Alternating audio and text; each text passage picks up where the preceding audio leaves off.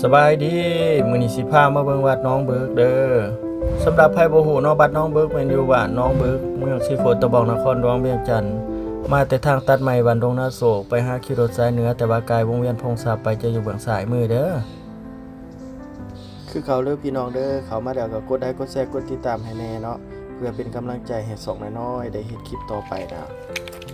โอเคเอายางดอกเบิ่งนํกัน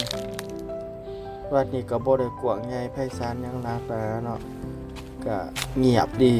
เย็นสงบคือกันก็งามไปอีกแบบหนึ่งเนาะ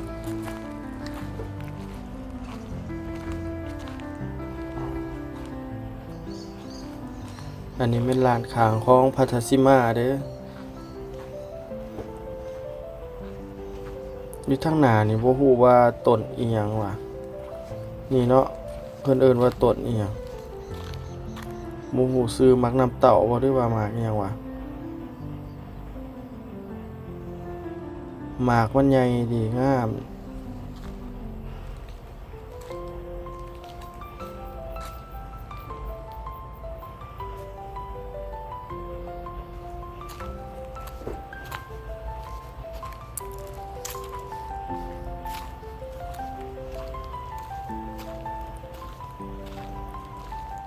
อยู่วัดเพิ่นก็สิมีทางผ่านมี2ประตูเนาะทั้งประตูหน้าแล้วก็ประตูหลังอยู่นี่วัดนี่มันอยู่ทงหน้าก็ว่าได้ติดกับทางใหญ่ทางตัดใหม่แต่ดงนาโศกหาดงนาทองเนาะ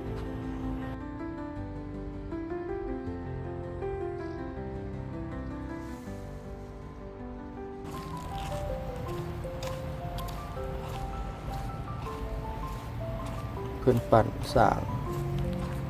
โตบักใหญ่คือขนาดงามดีได้เนาะสร้างปัจจัยญาณาเขต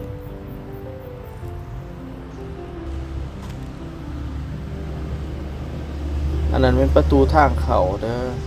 ก็สิมีเจ้าแม่ธรณียืน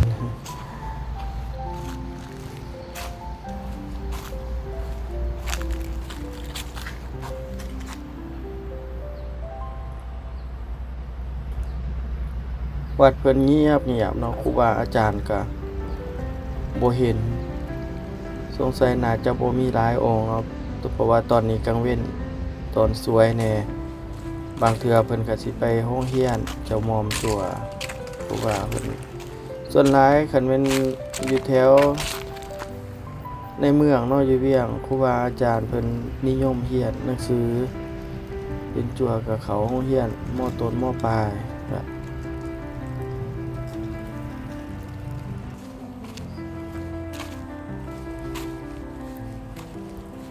แล้วรอเบิ่งไปนำกันอันนี้เป็นถาดเนาะถาดคล้ายคือถาดบักโม่อหยัง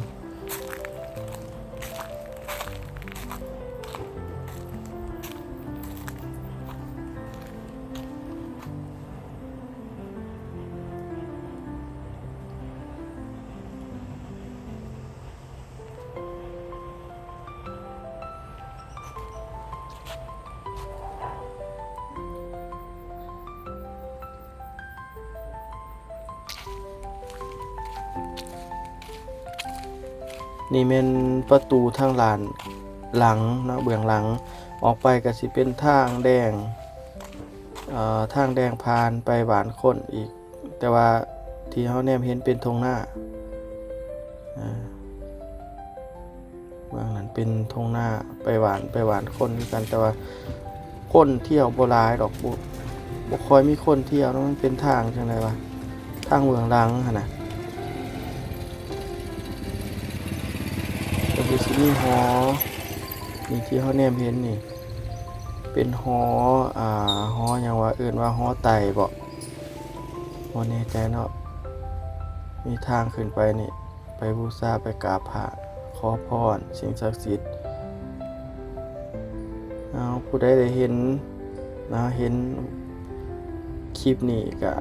ยกมืออุปโมทนาสาธุการเด้อปรารถนาสิ่งใดให้ได้สิ่งนั้นหายเจ็บหายป่วยให้ร่ำให้รวยเบิดทุกผู้ทุกคน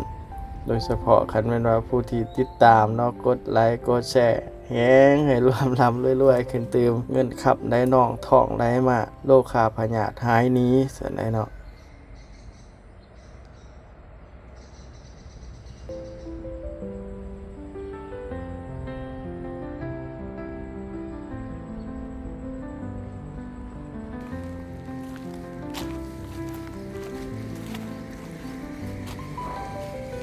ทีนี้มันเป็นหอเขาไปกราบไหว้อยู่หั่นแล้วอันนี้เป็นมันเป็นน้องแหละเนาะเขาสิว่าเป็นน้องเป็นบางเทื่อมันเป็นบอนให้เขตอภัยทานเนาะปล่อยปูปล่อยปลานี่แหละปล่อยเต่าว่าคนลาวชาวพุทธเฮานิยมมาปล่อยสัตว์อยู่นี่ปล่อยสัตว์น้ำเป็นปูเป็นปลาบ่จังซี่เนาะปล่อยสัตว์เอาบุญที่เฮาเห็นทางตัวนั้นเป็นทางตัดไม้คือกันทางตัดไม้ไปขี่รถสายเหนือเนาะนี่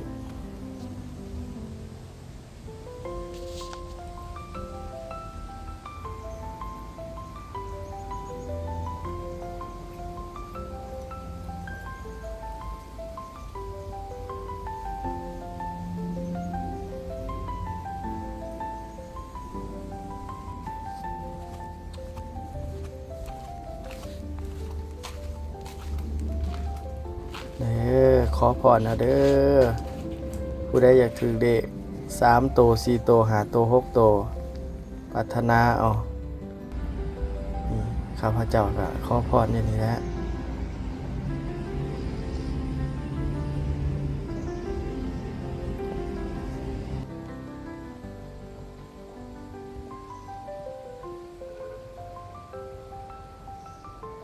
เบิ่งโดยรวมๆเนาะเบิ่งอ้อมรวมๆจะเป็นประมาณนี้วัดเพิ่นก็สงบดีเย็นดีแต่มาพักผ่อนได้อยู่ไกลไปไกลมากก็จอดรถพักผ่อนได้เนาะ